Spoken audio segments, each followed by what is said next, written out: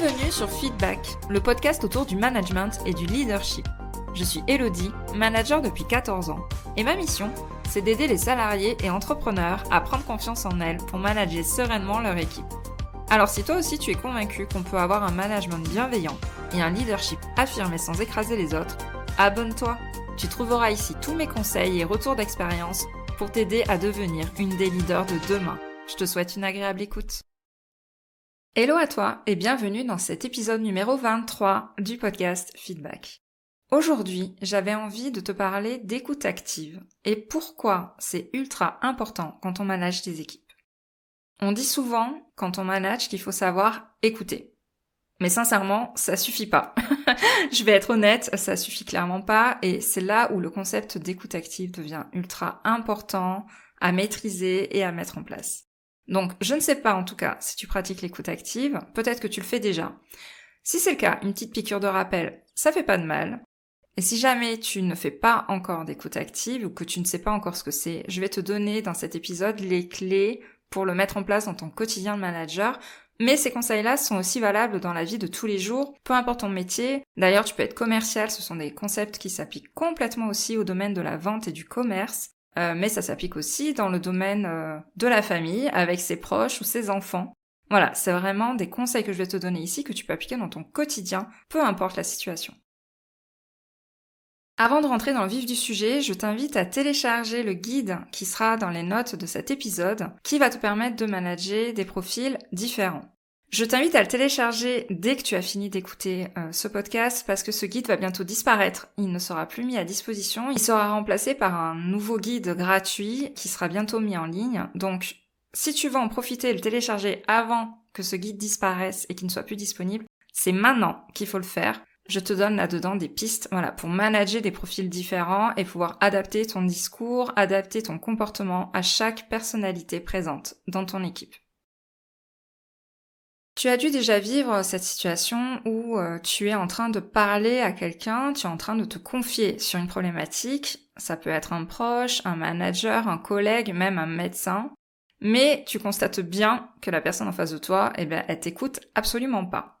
Et ça, ce genre de réaction, ce genre de situation, on le vit au quotidien. Et la plupart du temps, quelle est ta réaction ? C'est très certainement de la frustration et tu penses dans ta tête, mais c'est pas possible, cette personne elle m'écoute pas, pourtant j'ai des choses importantes à dire. Ce que je dois dire, ça doit être vraiment nul ou ennuyant à mourir pour pas dire un autre mot. Eh bien, quand tu es manager, ce que tu fais en entretien, c'est exactement la même chose. Combien de fois j'ai vu des personnes qui faisaient des entretiens, voire même des réunions, c'est valable aussi en réunion, mais qui ne sont pas du tout attentives à ce qui est en train d'être dit par la personne en face d'elle. Moi, mon but, à travers tous les contenus que je peux donner sur Instagram, sur LinkedIn, dans mes formations, c'est vraiment que tu crées une relation de confiance avec tes collaborateurs. Et le meilleur moyen de le faire, c'est de te mettre en mode écoute active. Et pour y arriver, pour arriver à créer ce lien de confiance, l'écoute active est le meilleur moyen d'y arriver. Pourquoi ? Parce que ça va te faire gagner du temps, ça va éviter des malentendus, et ça va te permettre de capter tout un ensemble de signaux qui ne sont pas verbaux. C'est pour ça que l'écoute active est ultra importante. Alors, comment est-ce qu'on fait pour mettre en place, pour faire de l'écoute active ? Déjà, la première chose, c'est de donner un cadre de confiance avec une phase d'accueil. Repense là encore à quand tu vas chez le médecin, chez un psy, chez quelqu'un qui est dans le relationnel. Il te demande de t'asseoir, il te pose quelques questions pour te mettre en confiance avant de te faire dérouler ce qui se passe et pourquoi est-ce que tu viens. Ce sont des personnes qui vont établir un contact visuel et par 2-3 phrases t'inviter à parler. Tu vas faire la même chose avec tes équipes. Tu établis un contact visuel. Juste le fait de regarder la personne est ultra important. Donc, lève tes yeux de ton ordinateur, de ton téléphone et donne de l'attention à la personne en face de toi en la regardant. Ça commence déjà par ça. Le but est de maintenir ensuite cette attention et de se concentrer sur ce qui est dit. Ça veut dire qu'il faut éviter de faire d'autres activités en même temps, comme surveiller ses mails, répondre au téléphone. C'est vraiment un temps qui doit être dédié à la personne en face de toi, donc tu mets en pause tout ce que tu fais à côté. Le troisième point, c'est que l'écoute active, ce n'est pas écouter pour répondre, c'est écouter pour comprendre. C'est ça la grande différence. On a toujours tendance en fait à couper la parole aux gens pour conseiller, pour donner son avis. Ici, c'est pas le but. On est là pour comprendre la situation, la problématique de la personne en face de nous. Et si on ne se met pas dans cette posture d'écoute pour comprendre, eh bien, on a de fortes chances de passer à côté du vrai problème et de ne pas arriver à cerner ce qui se passe derrière, ce qui se cache derrière ce que nous dit la personne. Le 4e point, c'est d'accepter les silences. Là, ça rejoint aussi le fait d'écouter pour comprendre et de ne pas écouter pour répondre. Il y a des personnes qui ont besoin de temps assez long pour structurer leurs pensées et formuler leurs réponses convenablement, notamment les personnes introverties. Couper la parole, rebondir sur un élément en détaillant une expérience similaire que tu aurais pu avoir, etc. Tout ça, en fait, on évite. T'es pas là, en fait, pour partager des conseils ou pour donner des réponses à la personne. T'es là juste pour l'écouter et recevoir. Donc même si la personne met du temps pour s'exprimer, laisse le temps, accepte ce silence-là pour que la personne puisse, donner exactement tout le fond de sa pensée, dans tous les recoins, et mener sa réflexion jusqu'au bout. Ça ne sert à rien de mettre une pression pour donner une réponse rapidement. Ensuite, le 5e point, ça va être de poser des questions pour creuser le sujet. Là, bien évidemment, le but, ça va être de faire des questions ouvertes, pas des questions fermées avec un oui-non. C'est ça qui va nous permettre de creuser beaucoup plus dans les détails ce qui est en train de nous être rapporté. La personne qui est en face de toi porte en elle la solution à son problème. Et l'écoute active, en fait, c'est le fait de communiquer sans porter de jugement. On n'est pas là pour avoir un avis ou pour juger ce que la personne va nous dire. Et le meilleur moyen pour ne pas juger, c'est de questionner. Ce n'est pas d'enclencher la conversation, d'échanger ou de conseiller. Et pareil, le but est de ne pas se mettre en posture haute, de personne qui va dire quoi faire, qui va conseiller, c'est de se mettre en posture basse pour recueillir ce qui va être dit. Et le meilleur moyen de le faire, là, clairement, c'est de poser des questions. Ça peut être des questions sur le ressenti. Et alors, du coup, qu'est-ce que tu as ressenti quand il s'est passé ça? Ça va être des questions qui vont être plutôt axées sur le comment ou le quoi. Qu'est-ce que tu peux mettre en place pour améliorer cette situation?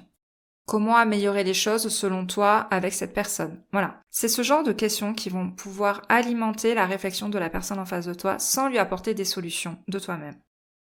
Ensuite, le meilleur moyen de créer de la confiance avec la personne en face de soi, dans le cadre de l'écoute active, c'est de reformuler pour être sûr d'avoir bien compris. Avec la reformulation, la personne va se sentir comprise et entendue.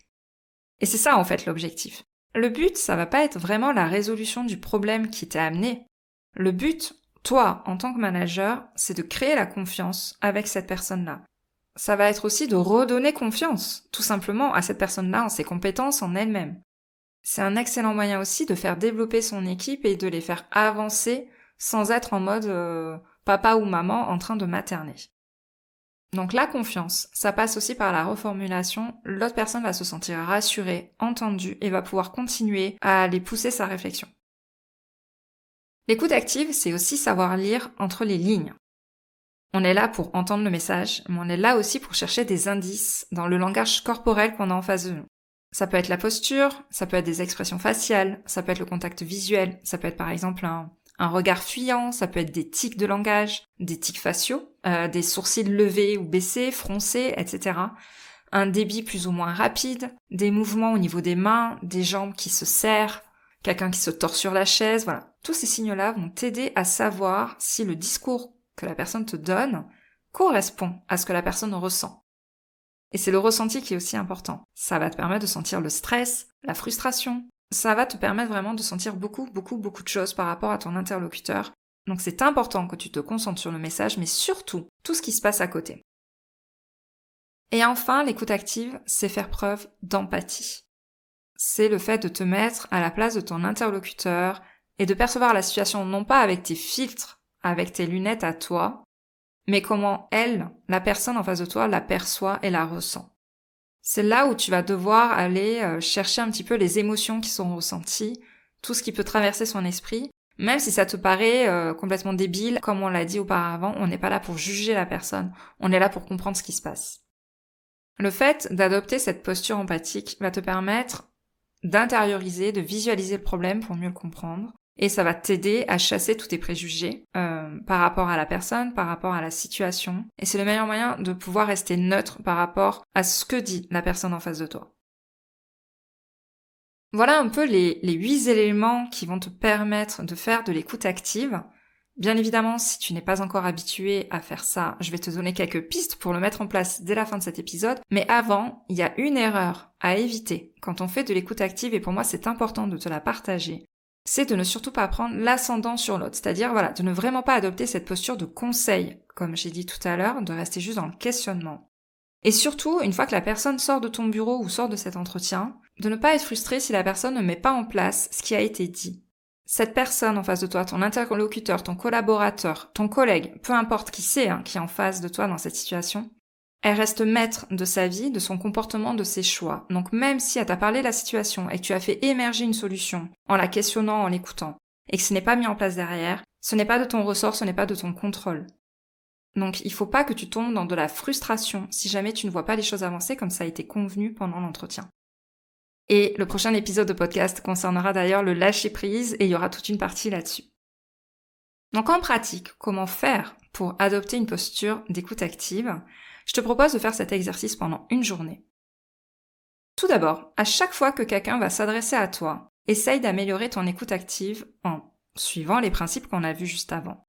C'est-à-dire de le conscientiser, de mettre vraiment une volonté de le faire dans ta posture. Et en te focalisant sur les différentes étapes qu'on a dit, donc le fait de se concentrer sur l'autre quand il est en train de s'exprimer, de le regarder avec attention, de le questionner sans conseiller et de reformuler.